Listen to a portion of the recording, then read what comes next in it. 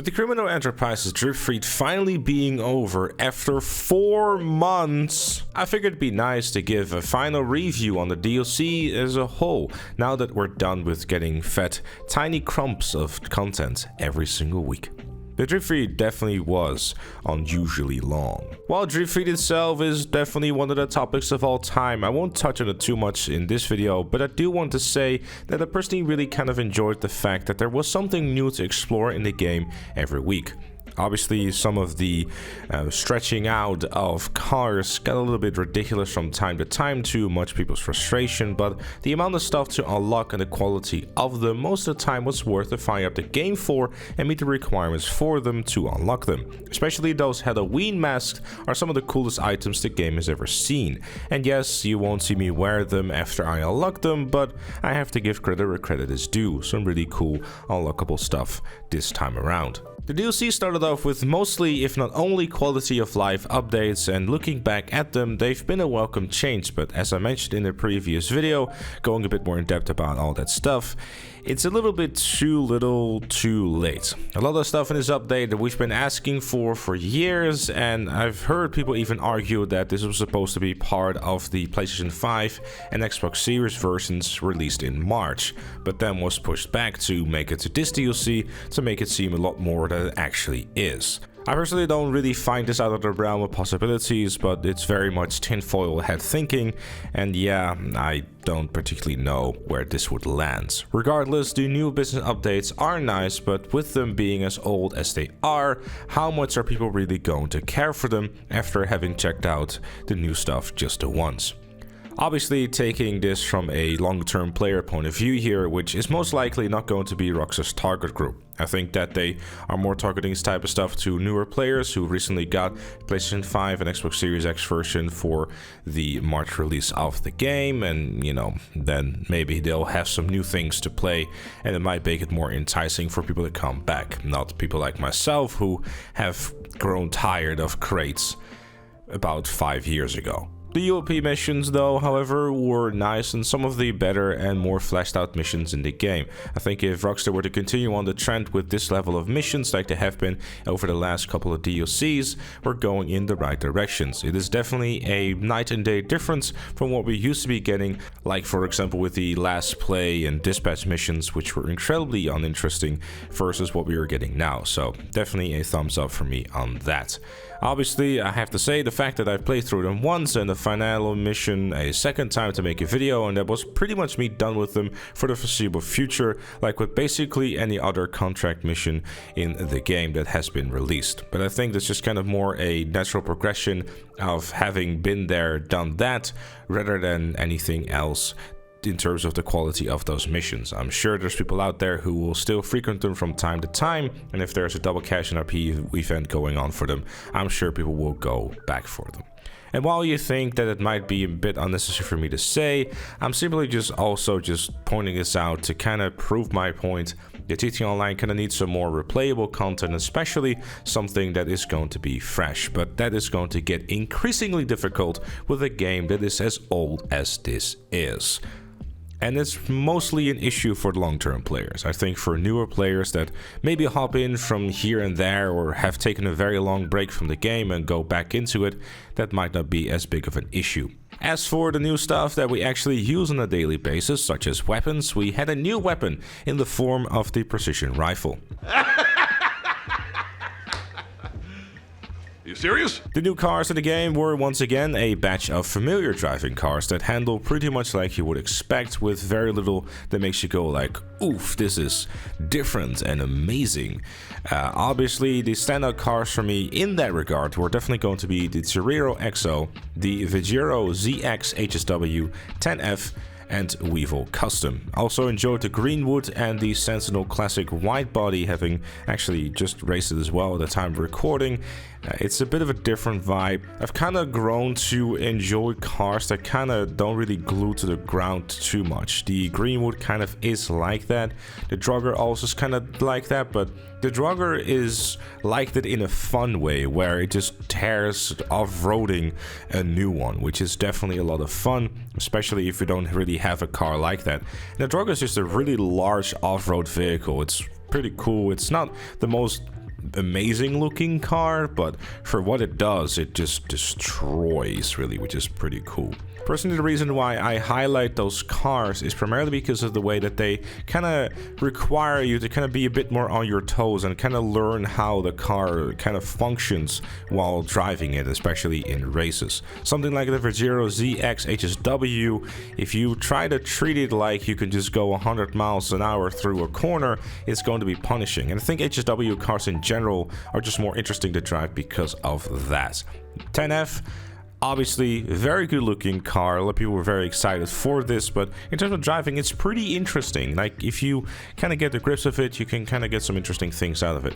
Weevo Custom, I mean, the looks of the thing, very cool. The way that it drives like an absolute boat, but the acceleration and the straight line speed on it can make for some very interesting racing too, with the fact of how understeer it actually is. So in the right track, in the right conditions, it can be a lot of fun to drive. And I'd just like to also see some more fun stuff added to the game, you know, something different, something that isn't just another sports car, because let's be honest about this, we already have over 100 of those, so give us something fun to mess about with, you know, maybe something even weaponized. I obviously have a feeling that Rockstar is pretty scared of adding something with weapons nowadays, because, well, it undoubtedly is going to receive a lot of feedback such as, oh no, not again, Rockstar please, I beg, not more, please!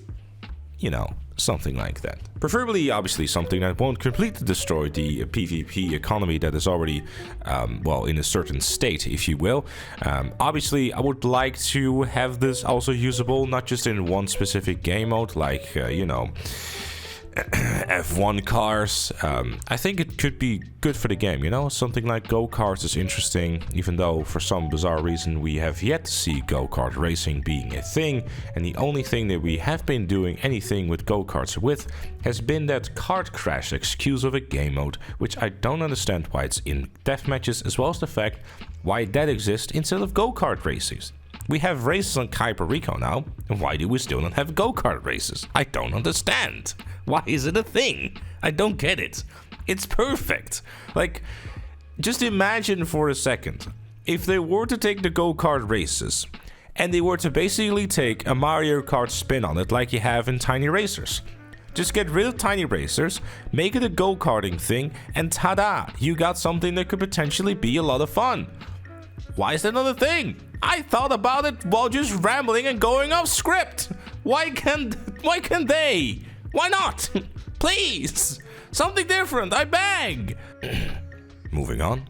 As for the rest of the content, we can sum it up pretty easily. Free roam events, all heavily reliant on RNG, waiting around and crossing your fingers that you will get the next part of the M16, metal detector or crashing drug plane. While on paper this is a nice thing to have and add some more dynamic to free roam, the design idea of you just happen to come across it and then picking it up is not really something that's a realistic approach to new content. When something new comes out, people want to go and get it. I've heard stories of people spending over 6 hours trying to unlock the M16 only to see it being available in a store a couple of weeks after. I'm sure those folks weren't in the best of moods when they saw that. I've done videos on this before, so I'll refer to you to those for more in-depth thoughts on that.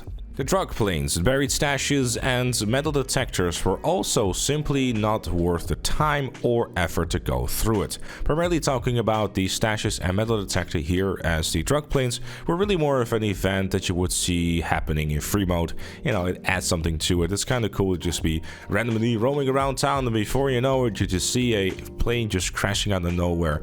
It adds a little something to kind of make you go left instead of right. You know, it's kind of cool that way. The metal detector allowed you to go to Rico and then search 2 areas and walk away with a measly $30,000, however. Something that I personally didn't find the time whatsoever, and I'm pretty certain that the comment section of a metal detector was very much agreeing with that, because it is a lot of people saying the exact same thing. There were simply too many requirements to really make it worth anyone's while, and, well, after you got the metal detector and you've done the stashes once or twice, if you even could be bothered to do them again, or at all, then you wouldn't have anything to show for it other than some money that you could then spend on a new upgrade on your car. The metal detector could have just been a whole lot more, like a lot of other things in GTA Online. Make more areas like this available around the beaches of Los Santos. Allow us to actually search for stuff on Vespucci Beach, and then after having done a set of amount of searches, give us a unique unlock for our efforts. I think at the moment Rockstar really has kind of an issue in Los Santos itself by adding even more collectibles because, well, that's gotten out of hand, you know, ever so slightly.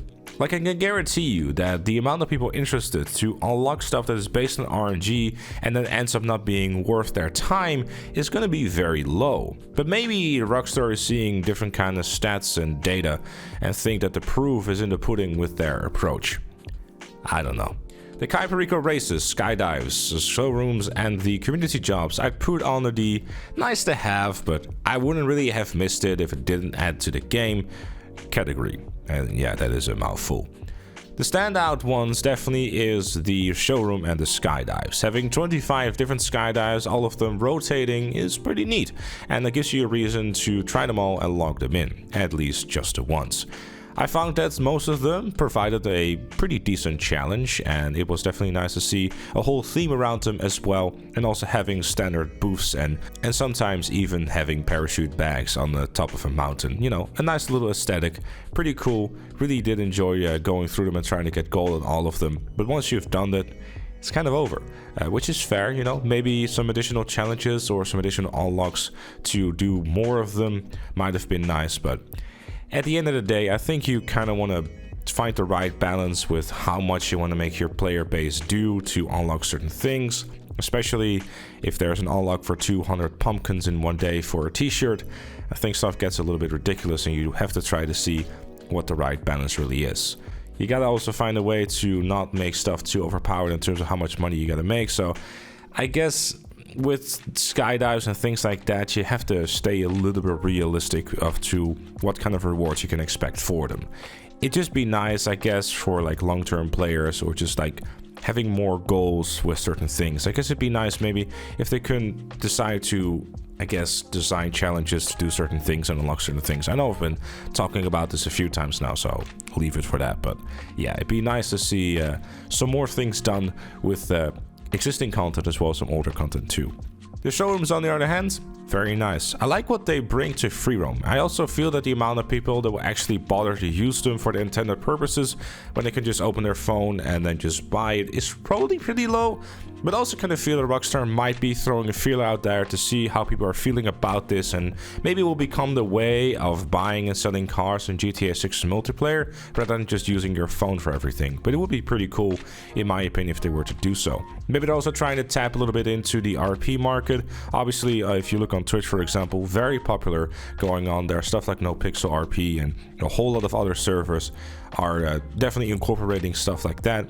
Myself included, I do play on NoPixel RP. The experience actually just going to, like, you know, PDM and actually buying a car and having someone selling it to you, I think that's kind of the closest you're going to get with this in GTA Online. So I guess that's kind of what they're trying to do, you know, having those cars on display, and then if you like what you see, you can purchase it.